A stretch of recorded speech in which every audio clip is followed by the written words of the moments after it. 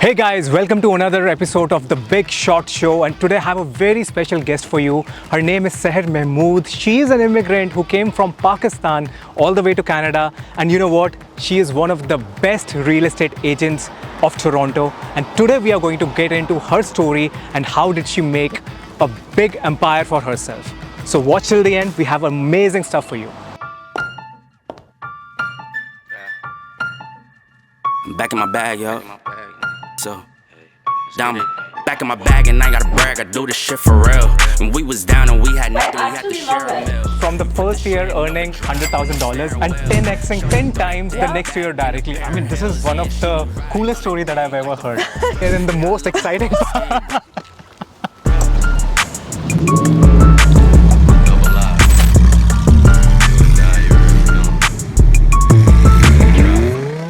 Hey Sahar, welcome to the show, and just for the audience, like 1% of the audience who doesn't know you, just tell something Only about yourself. 1% of the audience doesn't know me? Yeah.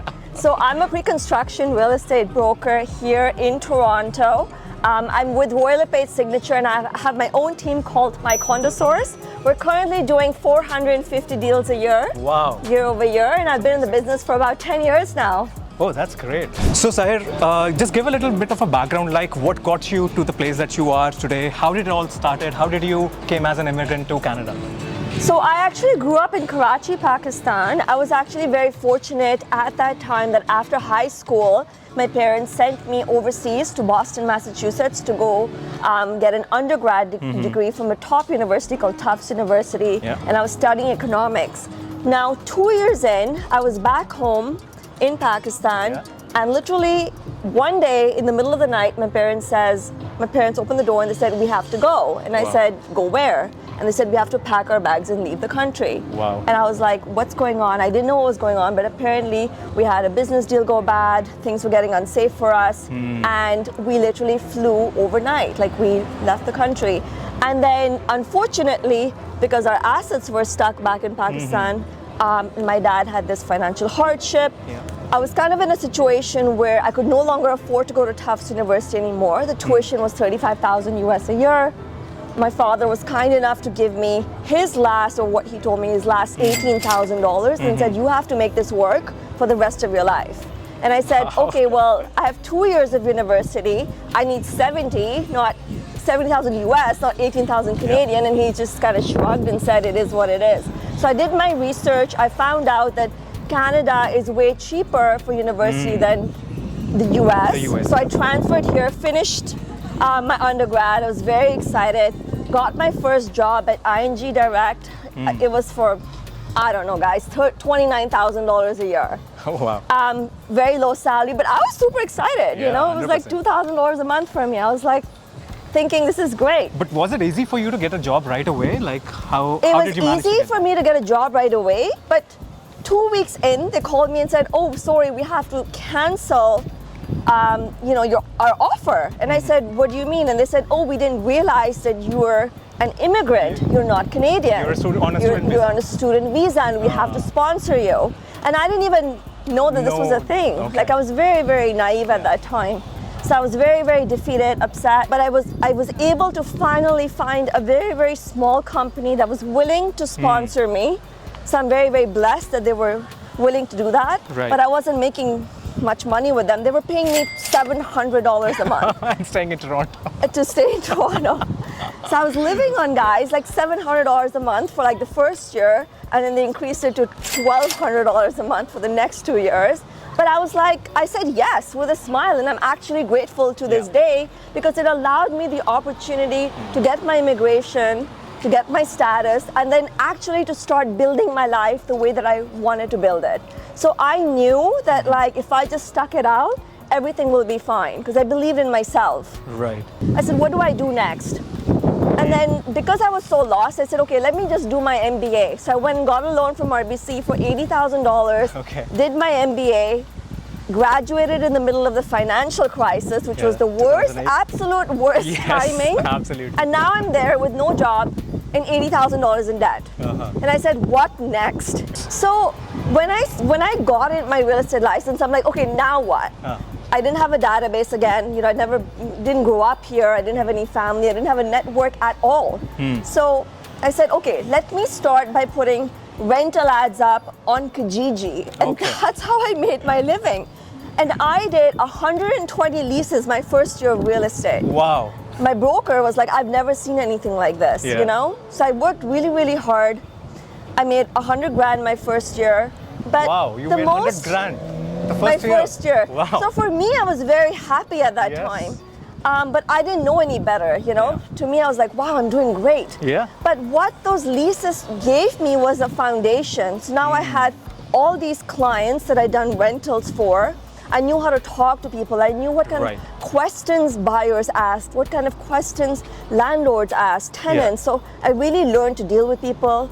I got to know every single building in Toronto through these rentals. I really grew my knowledge very, very fast. And that was a real blessing. Then the next year, you know, somebody invited me to a pre-construction event. I went along and I said, you know, I saw them sell 7 units in one day. And I said, I can do this.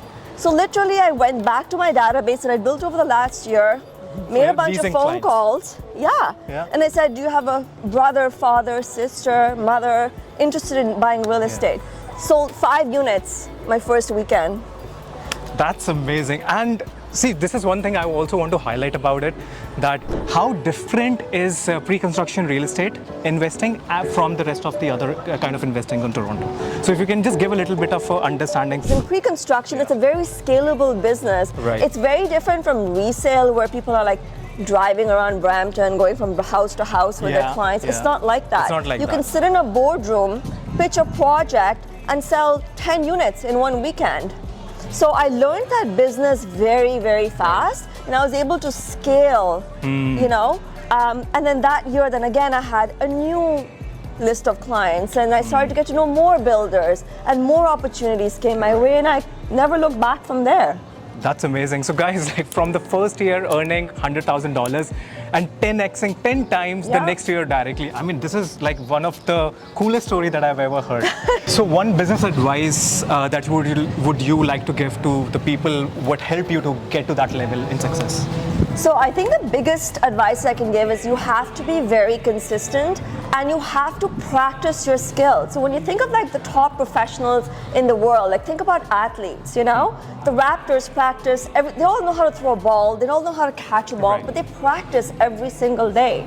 But people become realtors and they say, oh, I know how to sell, you know, I know how to do a listing pitch. They don't practice. They practice on their clients. That's not where you're supposed to practice. And then the other thing is, you know, if it's a bad market, they get down, they're not consistent. You have to wake up. Literally, I wake up and I think that I have $0 in my bank account and I start every day in the same exact manner, irrespective of where I am with deals. Okay, so what do we have here? So guys, this is the wheels which Seher drives now. Let's have a look at it. And wow, this is amazing. I don't even know the name of this car, by the way. It's Lamborghini for sure. This is a Lamborghini Huracán Evo. It's a 2021. I just bought this last year. This is actually my summer car. So it's very, very exciting. This is lovely, but what do you think got you into buying specific this car? How does this represent Seher as a personality? How would you say that? Well, I love driving. I'm on the road a lot, so I wanted, you know, something that was comfortable, but yet I always want to keep growing. So in my life, like I just feel that success is not about money, it's about always being able to transition to the next level. In my business, it's about how do I get bigger? So now it's like I want to grow a team, I want to expand my horizons. And the reason I bought this car was, you know, sometimes when you're down or you're feeling demotivated, I come out and I'm like, puts me back, snaps me back into focus, guys. Focus, yeah. You know? Seher, let's talk a little bit about pre-construction. So how do you think one can start investing into pre-construction? Yeah, so Toronto is actually one of the best markets in the entire world. We're seeing, you know, record amounts of growth.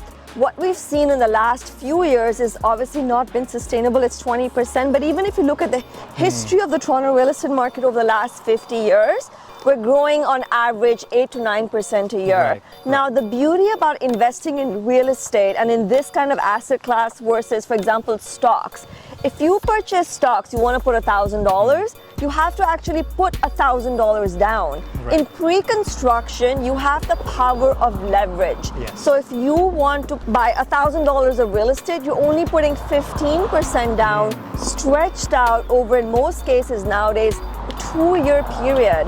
So think about this. You're making capital appreciation on the full value of the property. Yeah. So let's say you're buying a small 1-bedroom downtown Toronto, 700,000. Right. It's appreciating at, let's say, 8 to 9% a year. Forget about the last 2 years where Yeah. it's gone up more than that. You know, you're making $70,000 a year, but you're only putting 15% down. So the power of leverage is there in real estate. Secondly, you know, Toronto's been it's a very stable country.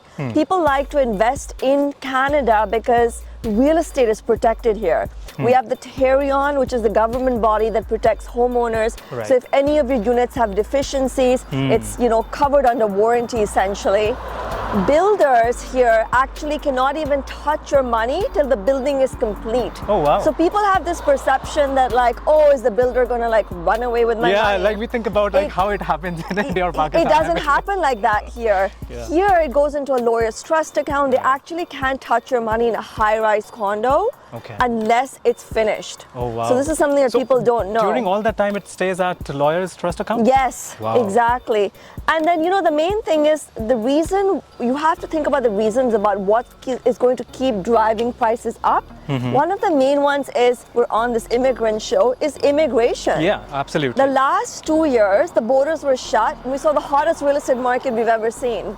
Think about the fact that 1.9 million people are waiting still to come into the country Yes. right now. Yeah. So these are the factors that are going to keep stimulating growth. You know, and these Right. people are coming with capital, they're coming with skills, they're going to either purchase property or be your tenant in a Yes. property that you've purchased. 100%. So these are the factors that make it very, very stable, because we have all these people wanting to immigrate to Canada because of all the great reasons of why we're all here.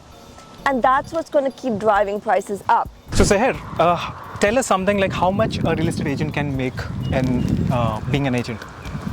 So here's the thing. Millions of dollars. There's hundreds of people who are making millions of dollars selling real estate every single year. However, the reality is that 90% of the deals are done by 10% of the agents. correct. So it all comes down to, you know, what you put in is what you get out. And I think that's the message to take away. It's a 24/7 business, right? So you can make millions, but it just depends on what kind of a lifestyle you want, and it's not for everybody. So my next question is something similar to that, but it is for the audience who is watching this and got very excited and inspired by you. And what if they want to join you? Is it possible that they can join your team? Of course, I'm looking for hardworking hustlers. Listen, if you have your real estate license and you want to get involved, please reach out to me. If you're hungry and motivated, then I can definitely give you that opportunity. That'd be fabulous. Guys, now you have an opportunity to make millions of dollars for yourself as well. So let's shift some gears over here. We've been talking about real estate. Now let's shift gears to your project that you've been working on, Animal Welfare Project. Tell us something about that.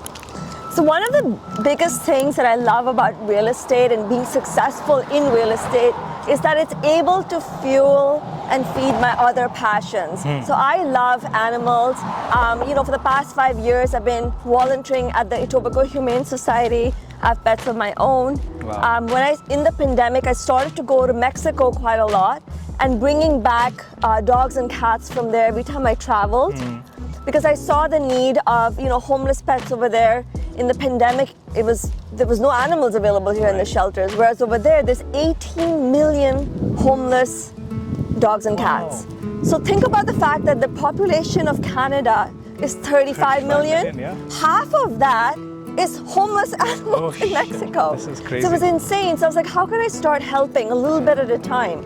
So we would take these animals, fix them up, get them the vet treatments, vaccines, and then bring them here and then find them homes. But I wanted to, just like my real estate business where I wanted to scale and grow, I was like, how can I help animals on a mass scale?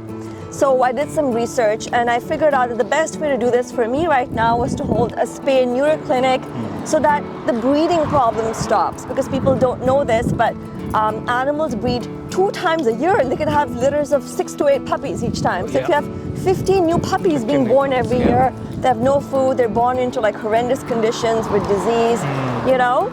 So it's better that they're not born, so to speak. Also, when they breed, they pass disease on to each other. So, you know, that was my first step towards doing something on a bigger scale.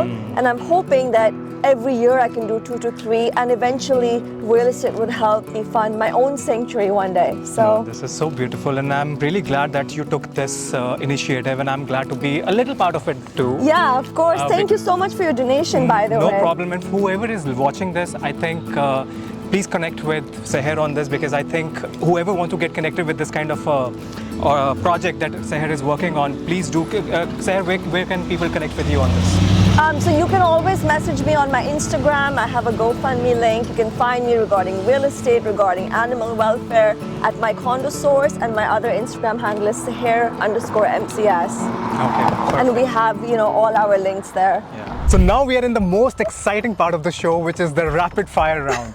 And here we are going to ask Seher some rapid fire questions spontaneously, where she has to answer, and let's see how she does with that. Okay. Okay, so are you ready for it? I'm ready. Okay, then let's go. The first question is 3 things you love about real estate. Meeting people, seeing new projects, and then seeing those projects come to life. Awesome. What would you choose as a superpower? Invisibility or flying? Flying, because I value time, and if there's traffic, I could just get out and go where I need to go ASAP. No wonder you're a Wonder Woman. Yes. Okay. Which is your favorite cuisine? Indian food, actually. Okay. I love Italian and I love Indian. And what do you like in Indian food? Biryani. Biryani? That's my favorite too. Okay. So if you had to start from zero, what would you do today? If I had to start from zero, what would I do today? Like professionally? Yeah. I don't know if I'm smart enough, but I would love to be a vet, and I would love to be like an animal doctor. Oh, wow. Yeah.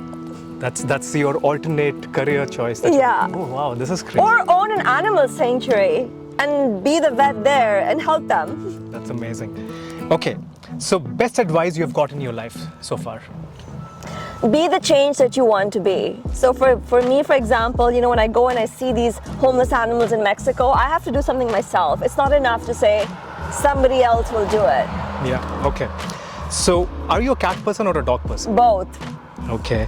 3 words that define the real Seher. Seher is three dogs. Motivated, dedicated, and a hustler.